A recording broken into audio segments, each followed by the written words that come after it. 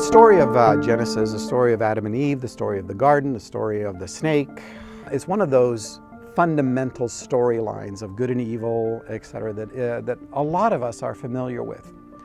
Sometimes we get so familiar with a story that we retell a narrative that we think is there.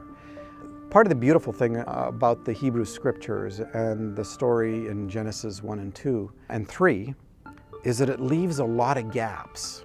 It's very concise, and those gaps allow questions that become part of the unfolding way to look at it.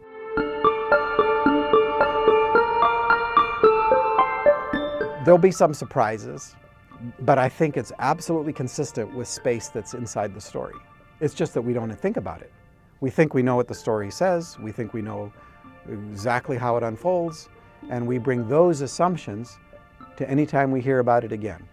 Inside this crafting of the narrative, I'm looking at the spaces in between what's given us, as well as staying true, I think, scholastically and academically, but telling the story in such a way that's accessible to a teenager, and yet drawing out things that are beautiful and true, that are in there, but we've missed it because of our assumptions.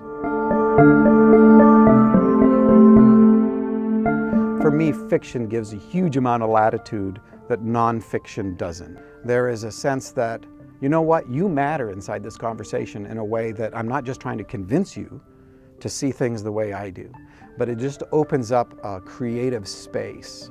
I think fiction comes at you much more as a whole person than just as a mind. I'm hoping that one of the takeaways for people is that they have a greater sense of who they are as a human being.